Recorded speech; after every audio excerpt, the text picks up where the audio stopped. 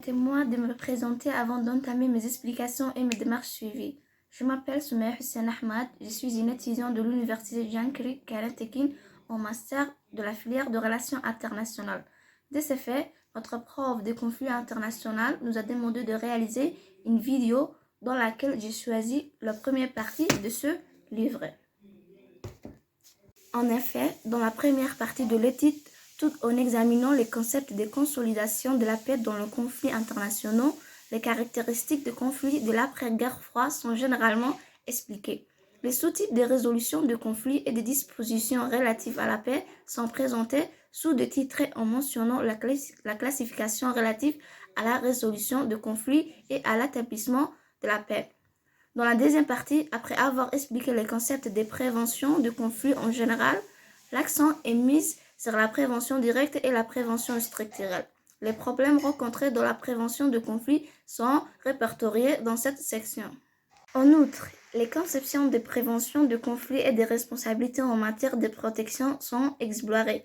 Le troisième chapitre examine l'efficacité et la compétence des soldats de la paix de l'ONU dans la prévention de conflits internationaux, notamment en donnant des chiffres. La dernière section est consacrée à 3 études de cas sur la prévention de conflits. Le dernier cas est que la crise de Crimée, qui a été un exemple infructueux de prévention de conflits en 2014, a en effet été utilisée par les hautes commissaires pour la minorité nationale de l'Organisation européenne de sécurité et de coopération lors d'une crise similaire en 1995 en utilisant la diplomatie préventive, les missions d'alerte rapide et les missions internationales de collecte des données. Dans la première partie de notre chapitre, nous avons parlé de la facilité de paix dans les conflits internationaux, qui est la construction de la paix. De ce fait, les études sur le conflit et la paix, en revanche, se démarquent comme une approche indisciplinaire en tant que sous-discipline de plus en plus étudiée dans les relations internationales. La résolution non violente des conflits est importante pour parvenir à un changement social positif et à une paix durable. De nombreuses organisations internationales, en particulier l'ONU, mettent de plus en plus l'accent sur la résolution de conflits et la consolidation de la paix. Depuis sa création, l'ONU a entrepris des tâches telles que des opérations de paix pour prévenir d'éventuels conflits armés, aggraver le conflit armé et les empêcher de se transformer en grande guerre, et pour que les États résolvent le problème aux tables de négociation au lieu de leur armée, et pour préserver, établir et construire la paix. Il a conduit à la fin de réussite de conflits dans les différentes parties du monde où un conflit gelé. Tout au long de la guerre de froid, l'établissement d'un environnement pacifique et la prévention de conflits ont fait l'objet des diplomates et des stratèges. Des concepts tels que la dissuasion et la gestion de crise sont devenus le moyen de prévention de conflits avec la menace d'une guerre nucléaire. Mais la consolidation de la paix et de la prévention de conflits sont le principal problème de l'après-guerre froide. En particulier, en Europe et en Afrique, l'émergence de nouveaux conflits violents et sanglants a accru l'importance de stratégies de consolidation de la paix et de la prévention de conflits. L'augmentation de cette importance peut être comptée comme les étapes conjointes des 5 membres permanents du Consulat de sécurité des Nations Unies vers la coopération internationale. L'évolution du concept de sécurité internationale vers le concept de sécurité collective et la propagande de conflits intra-étatiques comprendra les études sur la paix et les conflits dans la période d'après la guerre froide nécessitent des recherches et une analyse de nature des conflits vécus pendant cette période. La première caractéristique de conflits de l'après-guerre froide est que la fréquence de conflits violents augmente et que la nature de leurs conflits change. Au lieu de cela, des conflits régionaux ou intra-étatiques plus complexes ont émergé. Ces conflits ont souvent créé des problèmes de réfugiés soudains et familiers, ainsi que des situations de crise humanitaire majeures visant des civils. À son apparition, elle était définie comme une action préventive et une diplomatie préventive par des universitaires, tandis que le décideur s'est concentré sur la prévention de conflits.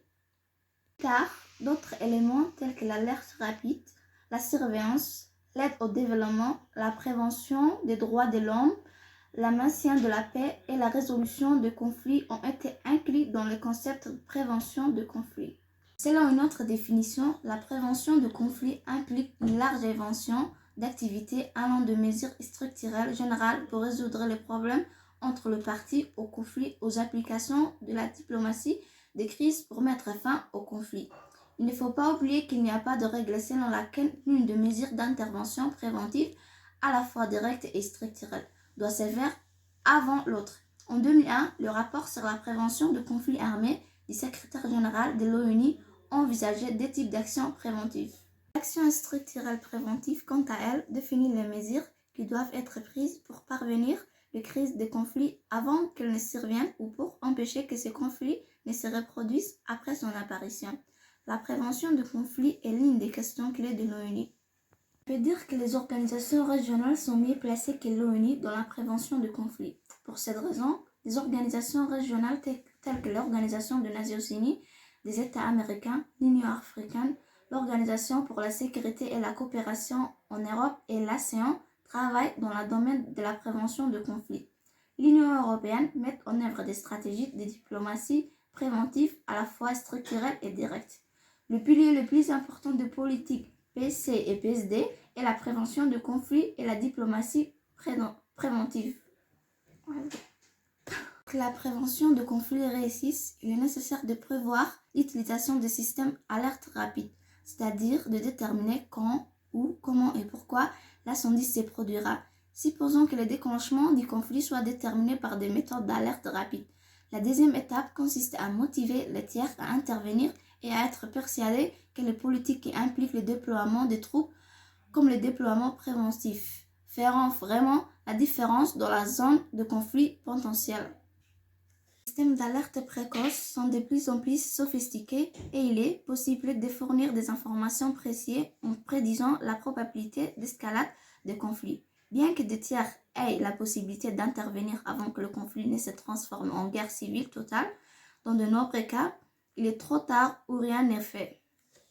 Étant donné que de nombreux conflits d'après la guerre froide n'étaient pas considérés comme une menace pour la sécurité internationale, ils ont été soumis à des pratiques politiques qui ont abouti à l'envoi des soldats de la paix au lieu de la diplomatie préventive. Dans certains cas, il est également possible pour le parti en conflit de mettre en œuvre des politiques de prévention de conflits entre elles, sans avoir besoin d'une intervention externe, mais des changements politiques internes ou de la nécessité d'un tiers. Il déclare que les approches de prévention de conflits dépendent de la volonté des parties en conflit de résolution des conflits et qu'aucune politique préventive ne peut empêcher la violence si elle ne le souhaite pas. Dans les années 1990, l'interprétation du principe de souveraineté et de non-intervention dans les affaires internes des États a créé des problèmes en termes d'éthique d'intervention dans le conflit.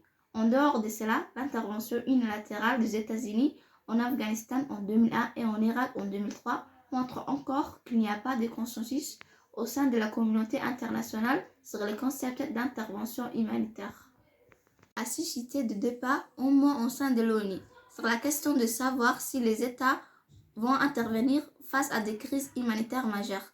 La souveraineté des États assume également sa responsabilité de protéger. Il a été déclaré que les États ont le pouvoir d'agir collectivement si les États ne protègent pas leurs citoyens en relation avec ces 4 crimes. En ce qui concerne sur l'efficacité des soldats et de la paix de l'ONU dans la prévention de conflits internationaux, pour mesurer l'efficacité des forces de maintien de la paix de l'ONU, il faut analyser certaines données numériques. En 2015, 16 opérations de maintien de la paix se poursuivaient au total. Le nombre d'opérations de maintien de la paix des Nations Unies au cours de la dernière décennie du XXIe siècle a été enregistré à 14 en 2020. En ce qui concerne sur les études des cas, 3 études des cas est mise en œuvre en Europe et en Afrique par 3 organisations internationales différentes sur la prévention de conflits et la diplomatie préventive seront examinées. Le premier cas est la force de déploiement préventif des Nations Unies. La seconde est l'opération Artemis, qui a servi pendant 3 mois par l'Union européenne dans la ville de Punia en République démocratique africaine du Congo.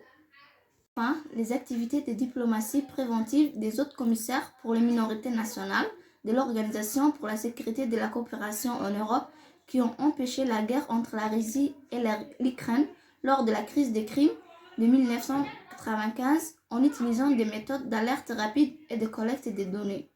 Sur la mission de diplomatie préventive de l'Union européenne, le déploiement de la force multinationale temporaire d'urgence dans la région de Bunia en étroite coopération avec la mission de la MONUC pour améliorer la situation de crise humanitaire à Bunia et à contribuer à la stabilisation de la situation sécuritaire pour protéger les personnes déplacées des camps d'aide humanitaire de Bunia et de l'aéroport de Bunia, puis de la mission contribuer à la sécurité civile, du personnel des Nations Unies et des organisations non gouvernementales internationales dans les colonies de Bunia en dehors de camps, dans la mesure où la situation le permet.